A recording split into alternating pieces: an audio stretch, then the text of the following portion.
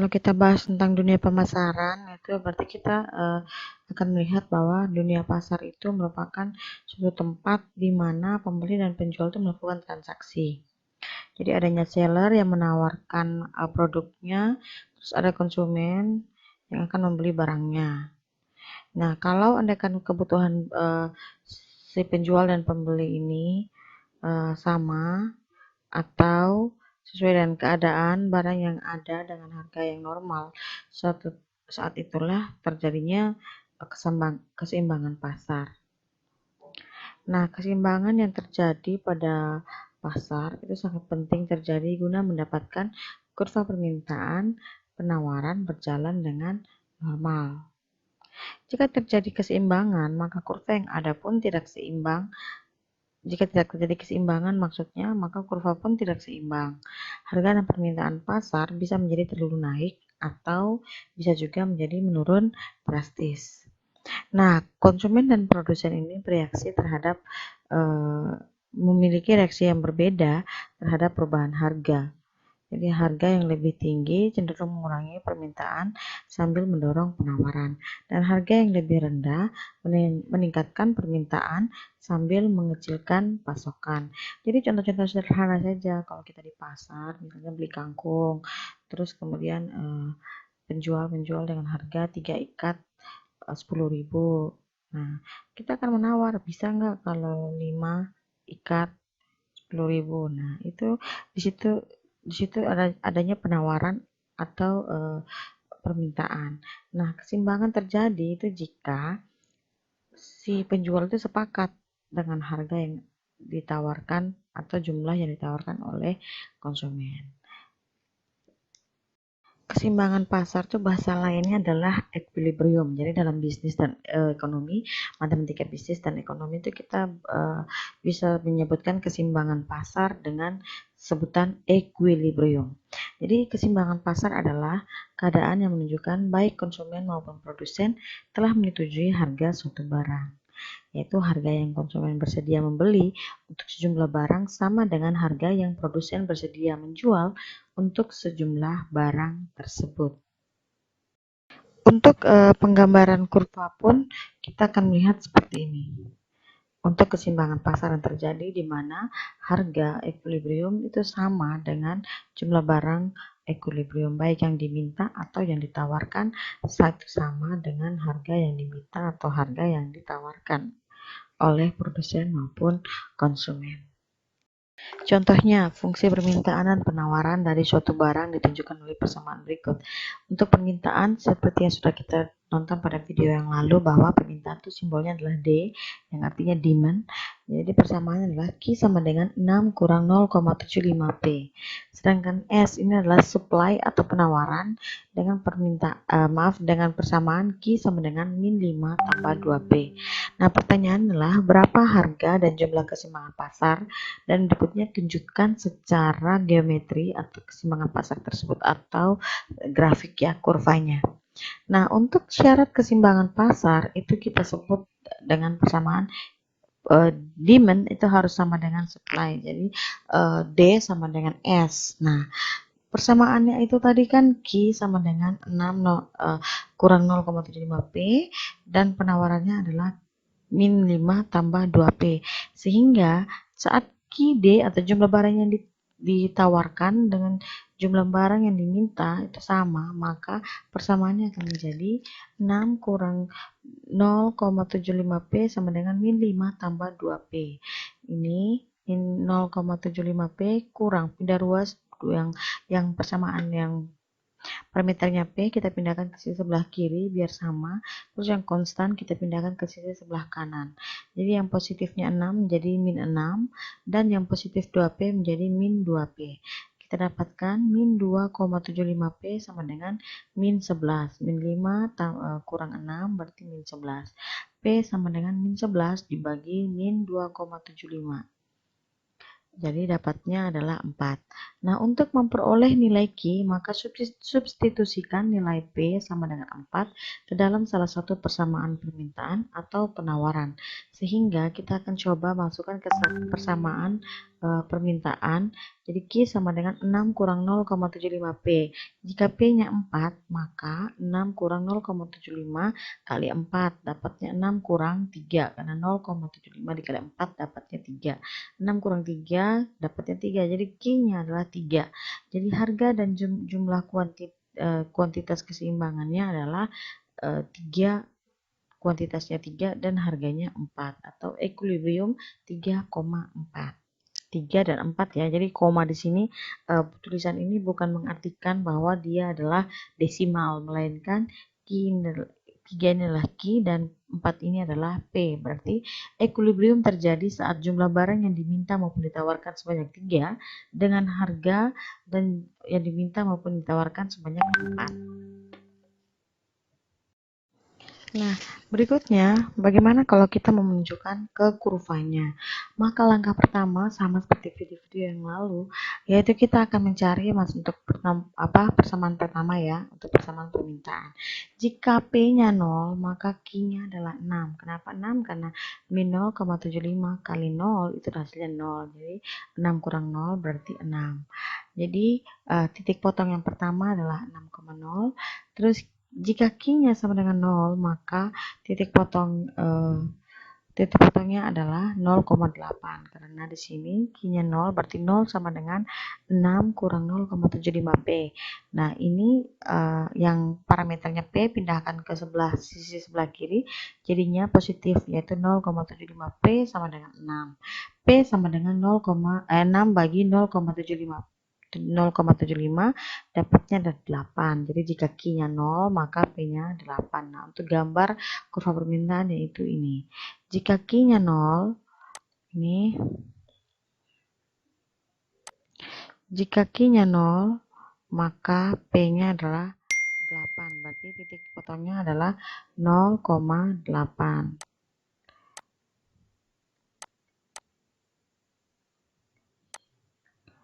Nah, berikutnya jika P-nya 0, maka Q-nya 6.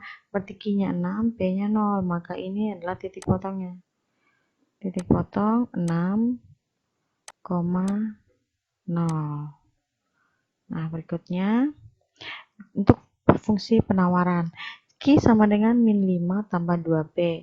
Nah, jika P-nya adalah 0, maka Q-nya adalah min 5. Berarti titik potong pertama yaitu min 5,0. Ya, min 5,0. Nih. Berikutnya, jika Q-nya 0, maka P-nya itu adalah 2,5. Dapat dari 0 sama dengan min 5 tambah 2P. Ini 2P ini dipindahkan ke sisi sebelah kiri, jadinya minus min 2P sama dengan min 5. Maka P sama dengan min 5 bagi min 2 sama dengan 2,5. Berarti titik potong berikutnya adalah 0,2,5. Berarti 0,2,5 di sini ya. Maka ini titik potongnya adalah 0,2,5. Ya, jadi ini titik potongnya 2, di titik 2,5. Nah, titik berikutnya, karena ini masih ke min, kita bisa mencari titik-titik yang lain. Berarti sebenarnya banyak sekali titik-titik yang dilalui oleh kurva penawaran ini. Bisa saja jika Q-nya 1, jika Q-nya 2, Q-nya 3, Q-nya 4, Q-nya 5, dan seterusnya. Tapi keseimbangan pasarnya terjadi di sini, yaitu pada saat kuantitas yang diminta sebanyak 3 dan harga yang diminta maupun ditawarkan sebanyak 4. Dikenakan pemerintah atas penjualan suatu barang akan menyebabkan produsen menaikkan harga jual barang tersebut sebesar tarif pajak per unit, dan biasanya simbolnya itu dengan T, atau itu adalah tax. Dari pajak itu adalah tax. Jadi kalau dalam ekonomi dan bisnis matematika itu menyimbolkan pajak dengan simbol T, sehingga fungsi penawarannya akan berubah, yang pada akhirnya keseimbangan pasar juga akan berubah pula. Jadi kalau pemerintah menaikkan pajak itu maka akan mempengaruhi kurva penawaran saja, yaitu di mana kurva penawaran akan bergeser ke atas sebesar T atau sebesar pajak yang diberikan. Jadi secara matematis fungsi penawaran setelah pajak dapat dirumuskan sebagai berikut, yaitu P sama dengan fungsi Q ditambahkan dengan T. Kenapa? Karena biasanya itu akan mempengaruhi harga, sehingga persamaannya menjadi P sama dengan fungsi Q. Jadi kalau andaikan teman-teman menemukan persamaan Q sama dengan fungsi P, maka teman-teman harus merubahnya terdahulu untuk menjadi P fungsi Q. Kita juga bisa menghitung penerimaan pajak total oleh pemerintah. Nah, total penerimaan pajak yang diterima oleh pemerintah itu sebesar T. T besar sama dengan T kecil dikalikan dengan jumlah pajak yang diberikan dikalikan dengan jumlah kuantitas setelah adanya pajak. Dan untuk besarnya pajak juga kita bisa menghitung besarnya pajak yang ditanggung oleh konsumen, baik itu per unit maupun total pajak yang ditanggung konsumen. Dan kita juga bisa menghitung besarnya pajak yang ditanggung oleh produsen, baik itu secara per unit maupun secara total. Kita langsung ke contohnya. Kita akan mencoba untuk menghitung berapa harga dan jumlah keseimbangan pasarnya.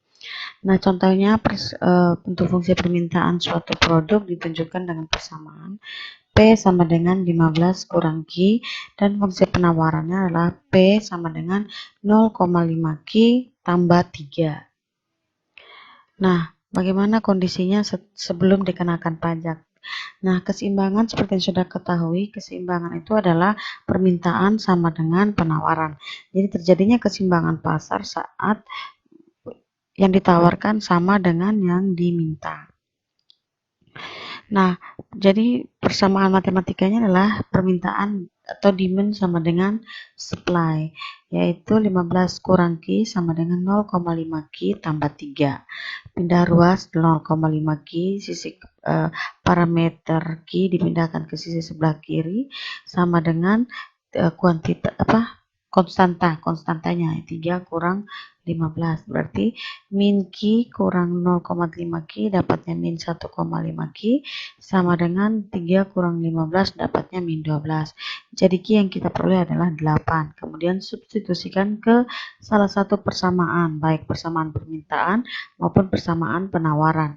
Tapi di sini saya mencoba untuk persamaan permintaan. Jadi persamaan permintaan adalah P sama dengan 15 kurang Q.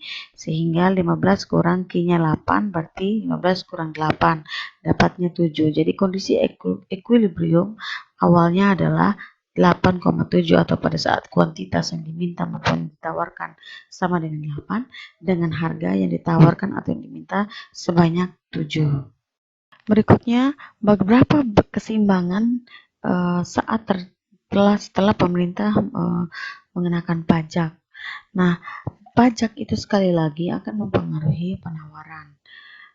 Nah, oleh karena itu yang berubah pasti adalah kurva penawaran. Sehingga persamaan penawaran itu akan berubah menjadi seperti yang berikut ini, yaitu persamaan P fungsi Q ditambahkan dengan total pajak yang dikenakan. Sehingga persamaan kita yang awal mula adalah P sama dengan 0,5 Q tambah 3 akan ditambahkan lagi dengan 3. Sehingga persamaan setelah pajak, ya penawaran setelah pajak adalah P sama dengan 0,5 Q tambah 6. Berikut akan kita hitung equilibriumnya atau keseimbangan pasarnya, yaitu terjadi saat permintaan sama dengan penawaran. Maka di sini 15 kurang Q sama dengan 0,5 Q tambah dengan 6. 6 ini dapat dari 3 tambah dengan pajak tadi ya 3 ya. Nah, kemudian ini kita pindah ruaskan yang parameternya Q. Terus kemudian yang konstantanya kita pindah ruas juga sama. Maka kita peroleh min 1,5 Q sama dengan min 9. Min 9 dapat dari 6 kurang 15. Q sama dengan min 9 bagi min 1,5, hasilnya adalah 6. Sekali lagi jangan lupa min bagi min hasilnya adalah positif. Kemudian kita substitusikan hasil nilai Q-nya ke dalam salah satu persamaan. Sekali lagi di sini saya mencoba untuk persamaan permintaan. Maka P sama dengan 15 kurang Q, yaitu 15 kurang 6 dan hasilnya 9. Maka kondisi equilibrium setelah adanya pajak adalah 6,9. 9 atau saat kuantitas yang diminta maupun yang ditawarkan sebanyak 6 dengan harga yang diminta maupun yang ditawarkan sebanyak 9. Kita juga bisa mengetahui seberapa besar pajak yang akan diterima oleh pemerintah baik dari produsen maupun dari konsumen. Nah, untuk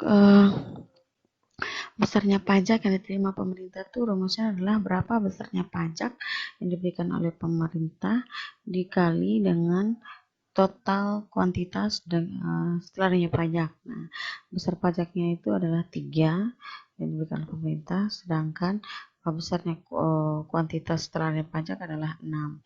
Jadi 3 kali 6 dapatnya 18. Nah, bagaimana berapa besar yang dibebankan kepada konsumen dan berapa besar yang dibebankan pada produsen? Untuk mencari tahunya, ini rumusnya. Untuk konsumen itu kita bisa lihat juga pajak per unit dan total keseluruhannya.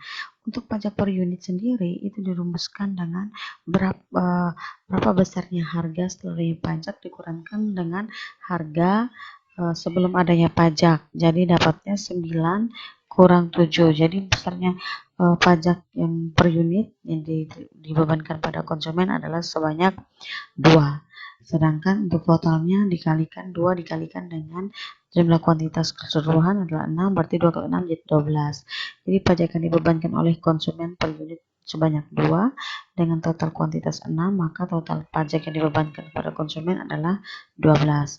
Sedangkan untuk produsen, pajak yang dibebankan kepada produsen itu didapatkan dari total pajak yang diberikan kepada pemerintah dikurangkan dengan yang pajak per unit yang diberikan kepada konsumen. Sehingga didapatkan pajak pemerintah 3 dikurangkan dengan 2. Dikurangkan dengan 2 berarti dapatnya 1. Jadi pajak yang dibebankan kepada produsen itu lebih kecil dibandingkan dengan pajak yang dibebankan pada konsumen. Kemudian total dari pajak yang diterima oleh produsen yaitu pajak produsen per unit dikalikan dengan kuantitas setelah adanya pajak, berarti 1 dikalikan 6 dapat 6. Jadi intinya setelah adanya pajak maka total yang diterima oleh pemerintah ada sebanyak 18 dengan beban yang lebih besar diberikan pada konsumen sebanyak 12 dan produsen sebanyak 6. Bagaimana dengan subsidi? Jika pemerintah memberikan subsidi atas produk tertentu, harga yang dibayar oleh konsumen akan turun, sedangkan jumlah yang diminta akan produk tersebut akan bertambah. Penurunan harga tersebut adalah sebesar subsidi atau yang kita simbolkan dengan S subsidi yang diberikan oleh pemerintah. Secara geometri, penurunan harga ini adalah pergeseran kurva penawaran sejauh S per unit atau subsidi sebesar subsidi yang diberikan. Jadi sekali lagi juga bahwa subsidi ini mempengaruhi kurva penawaran dan juga akan mempengaruhi harga, yaitu penawaran yang setelah diberikan fungsi penawarannya akan menjadi P fungsi Q dikurangkan dengan S. Dikurangkan dengan S atau dikurangkan dengan subsidi. Bagaimana jika persamaan ini yang sudah kita kerjakan tadi setelah adanya pajak itu dikenakan subsidi oleh pemerintah sebanyak 2 rupiah mungkin ya, tapi kita matematikakan saja bahasanya 2. Jika subsidi yang diberikan adalah 2, maka berapa equilibriumnya? Nah, untuk equilibriumnya sekali lagi yang berubah itu adalah kurva penawaran atau subsidi yang diberikan oleh pemerintah itu mempengaruhi harga yang ditawarkan. Oleh karena itu yang berubah itu pasti adalah penawaran. Nah, penawaran ini persamaannya akan menjadi P sama dengan 0,5 Q ditambah 3 dikurang dengan besarnya subsidi. Nah, besarnya subsidi yang diberikan oleh pemerintah itu adalah 2. Jadi dikurangkan dengan 2 sehingga hasilnya adalah P sama dengan 0,5 Q tambah 1. Karena 3 kurang 2 adalah 1. Nah, kondisi equilibrium itu terjadi jika adanya permintaan sama dengan penawaran. Sehingga persamaannya menjadi 15 kurang Q sama dengan 0,5 Q tambah 1. Yang parameter Q kita pindahkan sama seperti yang kita lakukan pada equilibrium yang persamaan pajak. Maka di sini juga sama, pindahkan parameternya ke sisi sebelah kiri dan konstanta ke sisi sebelah kanan. Kemudian kita dapatkan Q sama dengan min 14 itu dari 1 kurang 15 dibagi dengan min 1,5 sehingga hasilnya adalah positif 9,3. Setelah kita temukan kuantitas kondisi keseimbangan, maka kita mensubstitusikan ke salah satu permintaan ke salah satu persamaan, baik itu persamaan permintaan maupun persamaan penawaran. Nah, di sini saya akan mencoba untuk mensubstitusikan nilai Q keseimbangan pada harga atau persamaan dari permintaan. Jadi P sama dengan 15 Q, maka nilai P yang kita dapat adalah 5,7 dari 15 kurang 9,3, Q-nya 9,3. Jadi kondisi equilibrium setelah adanya subsidi itu terjadi jika jumlah kuantitas yang ditawarkan maupun diminta itu sebanyak 9,3 dan harga yang ditawarkan yang diminta sebanyak 5,7.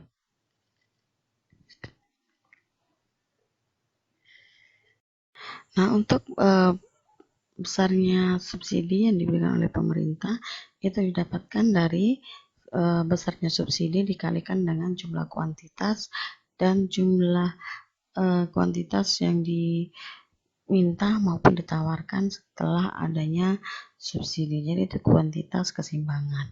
Kita juga bisa mengetahui berapa besar subsidi yang akan dinikmati oleh produsen dan berapa juga yang akan dinikmati oleh konsumen. Besarnya subsidi yang akan diberikan oleh pemerintah itu didapatkan dari besarnya subsidi 2 dikalikan dengan jumlah kuantitas setelah adanya keseimbangan pasar, setelah adanya subsidi itu 9,3, maka total yang akan diberikan oleh pemerintah adalah 18,6. Nah, berapa besar subsidi yang akan dinikmati oleh konsumen dan berapa besarnya subsidi yang akan dinikmati oleh produsen. Untuk konsumen per unitnya itu adalah 1,3 dan untuk produsen per unitnya itu adalah 0,7. Jadi 1,3 itu didapat dari harga sebelumnya dikurangkan dengan harga setelah adanya pajak. Subsidi. Jadi dapatnya adalah 7 dikurangkan dengan 5,7 sehingga dapatnya 1,3. Sehingga total yang dinikmati oleh konsumen adalah 12,05. Dapat dari subsidi, total subsidi yang dinikmati per konsumen per unit dikalikan dengan kuantitas yang diminta maupun ditawarkan. Dapatnya 12,5. Kemudian besarnya yang dinikmati oleh produsen adalah 6,51. Nah, berikutnya bagaimana kita menggambarkan keseimbangan pasar.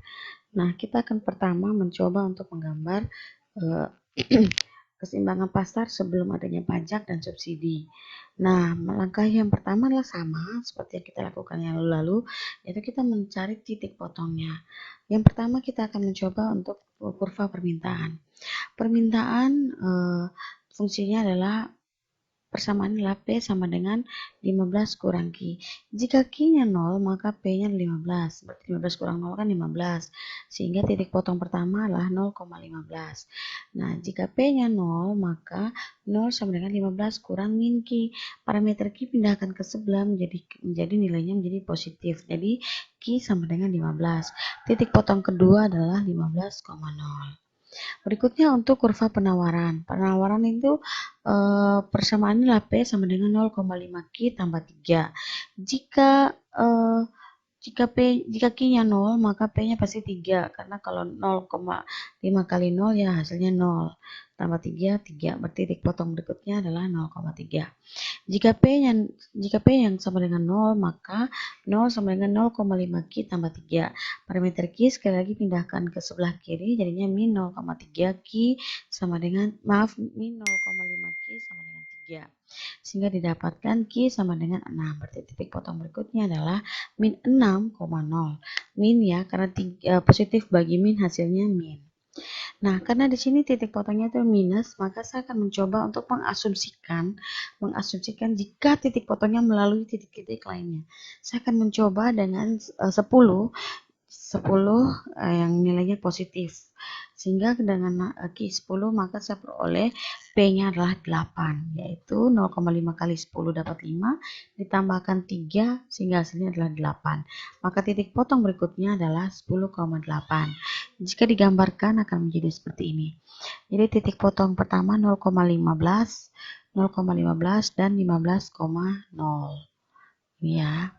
Kemudian titik potong berikutnya 0,3 di sini 0,3 dan min 6,0 itu berarti di sini min 6,0 dan berikutnya lagi 10,8 10,8 di sini ya.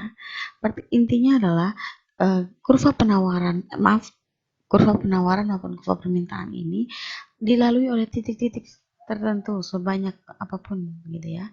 Jadi bisa saja saya mencari jika Q-nya sama dengan 5, jika Q sama dengan 2, jika Q sama dengan 3, bisa juga Q sama dengan 20 gitu. Jadi sepanjang garis horizontal maupun garis vertikal. Tapi kita akan mencoba dan menentukan titik-titik tertentu yang bisa kita tarik garis lurusnya sehingga membentuk kurva penawaran. Sehingga ditemukan titik keseimbangan adalah di sini pertemuan antara kurva permintaan dan kurva penawaran, yaitu pada saat Q sama dengan 8 dan P atau harga sama dengan 7. Nah, bagaimana setelah adanya pajak? Nah, sekali lagi, kalau setelah pajak itu mempengaruhi penawaran, tidak mempengaruhi permintaan, sehingga pasti yang berubah adalah kurva penawaran. Oleh karena itu, yang akan kita gambarkan sekarang adalah kurva penawaran. Nah, apa yang terjadi setelah nilai pajak? Maka persamaannya tadi sekali lagi menjadi berubah ya. P sama dengan 0,5 Q tambah 6. Kita cari titik potongnya. Jika Q-nya 0, maka P-nya pasti 6. Titik potongnya adalah 0,6.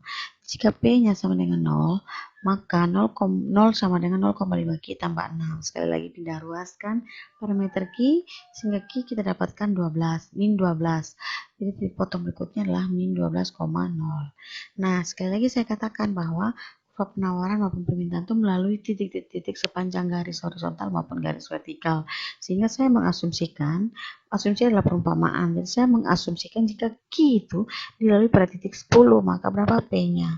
Sehingga P yang kita peroleh adalah 11. Ini perbedaan. Kalau yang tadi, jika Q-nya 10, P-nya 8. Dan sekarang jika Q-nya 10, maka P-nya adalah 11. Jadi titik potong pertama adalah 0,6, ini di sini 0,6 titik potongnya di sini. Min 12,0 titik potongnya di sini, min 10, 11, 12 ini titik potongnya. Terus titik potong berikutnya adalah 10,11, ini 10, 11-nya di sini. Berarti titik potongnya di sini, maka garis lurusnya adalah seperti ini teman-teman. Keseimbangannya berubah, bergeser ke atas keseimbangannya. Bergeser ke atas yaitu pada saat Q sama dengan 6 dan pada saat P sama dengan 9. Jadi setelah adanya pajak maka kurvanya akan bergeser ke atas, di mana jumlah barang yang diminta maupun ditawarkan menjadi lebih menurun karena adanya kenaikan tingkat harga. Nah, bagaimana jika subsidi? Nah, sama juga dari titik potongnya, tapi persamaannya sudah menjadi P sama dengan 0,5 Q tambah 1. Nah, jika Q-nya 0, maka P-nya 1. Jika P-nya 0, maka 0 sama dengan 0,5 Q tambah 1. 0,5 Q itu sama dengan 1, sehingga Q sama dengan min 2. 1 bagi 0, min 0,5. Jadi titik potong berikutnya adalah min 2,0 karena nilainya masih minus ya. Jadi saya akan mencoba untuk mencari asumsi jika Q melalui nilai positif. Ya, saya umpamakan lagi 10, yaitu maka nilai P-nya adalah maaf, jika 10 maka nilai P adalah 6 ya. Jadi ini belum digantikan. Ini seharusnya adalah 6. Ya. Maka di sini titik potong pertama adalah 0,1 ya, teman-teman. Jadi 0,1 di sini.